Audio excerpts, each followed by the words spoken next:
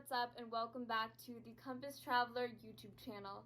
Today we're going to be talking all about how to organize your life and simplify it, because a more organized and simplified life equals a more successful, happier, and healthier life. Your mental health and your physical health will be healthier if you're more organized.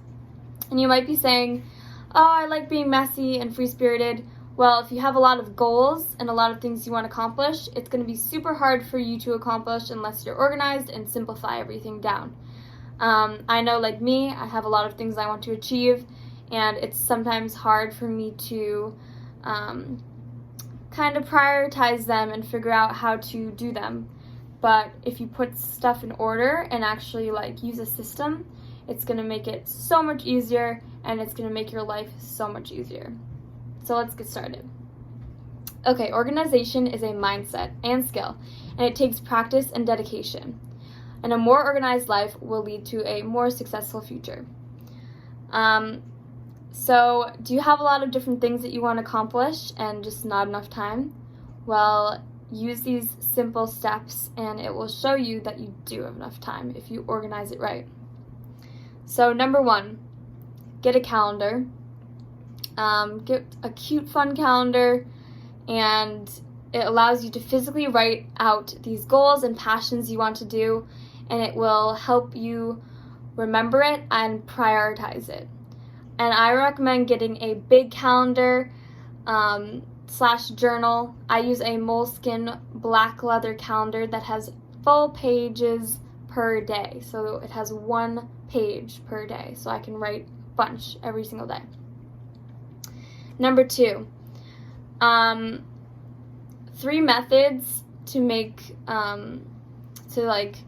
make steps towards your big goals. So if you have a huge goal, like maybe become a doctor, that huge goal is going to have many, many, many little steps that you have to do before you become that official end goal, just like anything.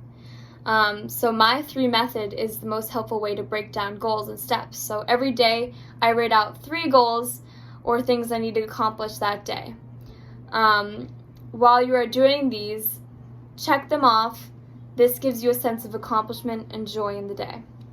So 3 is a great number to start with. You can do more, you can do less, but I say 3 is a great number. All right, step number 3. What if my goals are too big to do in one day?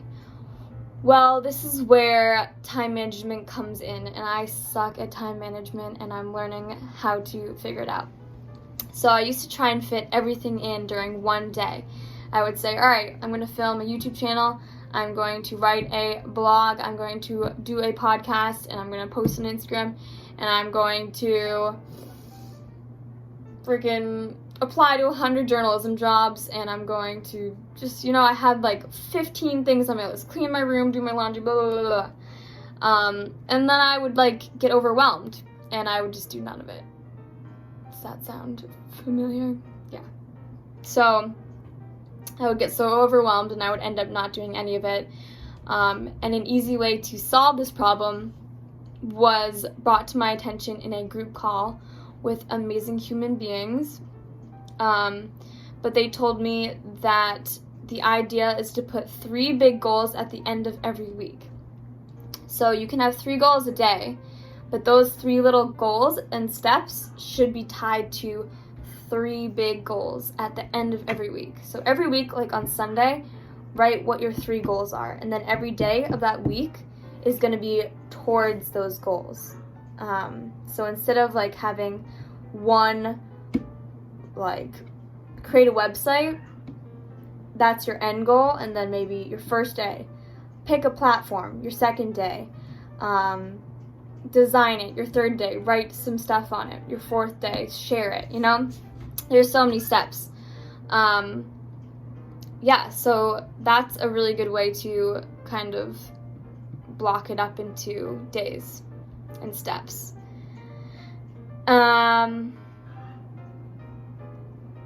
So it's stretching out the time, and stretching out the time you can achieve a big goal. So number 4, At times, goals can be so big that it even needs a month of dedication to, or even a year or more. In this case, write out 3 big goals at the end of each month. So this is what I do too. So 3 goals a day, or steps a day, 3 goals a week, and then 3 goals every single month. So for example, my goal for this upcoming year is live in a van. So kind of like each month, one of my goals is like save this amount of money. And then at the end of the year, I should have this amount of money so I can live in a van.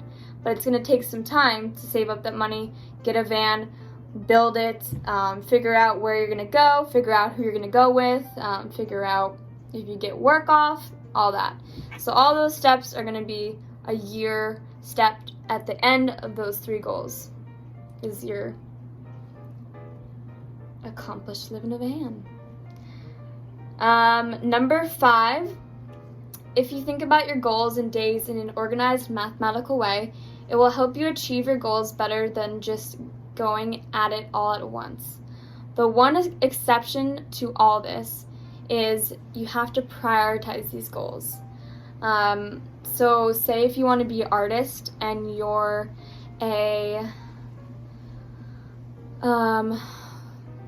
technician or like something like a software engineer, but you want to be an artist. So if your job does not work toward these goals of yours, at the end of the day, you're not going to be prioritizing your goals. So if you want to do like 5 paintings a week and you're working all the time creating software engineering, like you're not going to be aligning these goals with what you want to do. You're not going to have enough time. So if your job does not work toward these goals, and if your environment and community does not work toward your goals and passions, you need to change them. Your elements in your life all need to value and progress towards your goals and your passions in order for them to be focused on and come true. If you want to be an artist, you're going to have to focus on doing that every day or every week. Because you're going to be wasting precious time if you're doing something else that you're not passionate about. And you're also not going to be happy. If you need to work at a store to get money to fuel your art passion, great. You can always have a side job that fuels your passion. That's currently what I do. I work as a meditation guide at a hotel at Four Seasons, and then I also work online as a journalist. So the meditation job will fuel the money that allows me to do my real passions. And then hopefully in a couple years,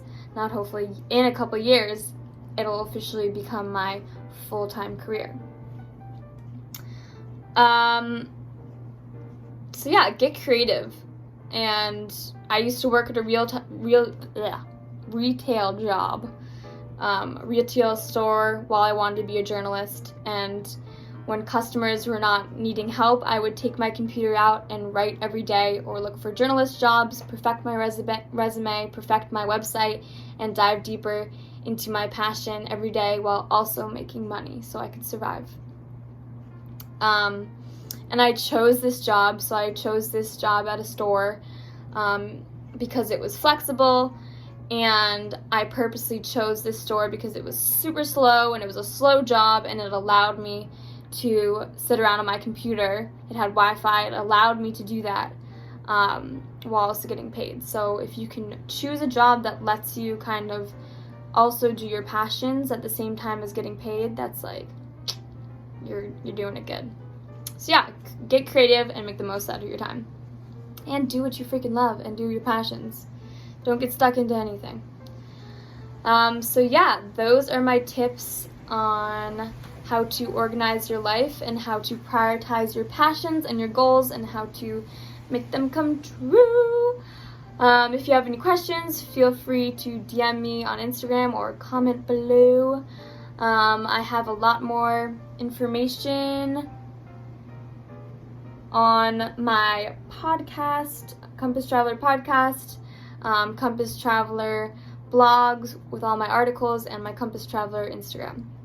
So if you want to learn more, just follow and look at those, and I would love to talk to you and learn your tips and tricks so I can bring them into my life as well. Alright, comment, subscribe, and share this video if you want to help others. Thank you!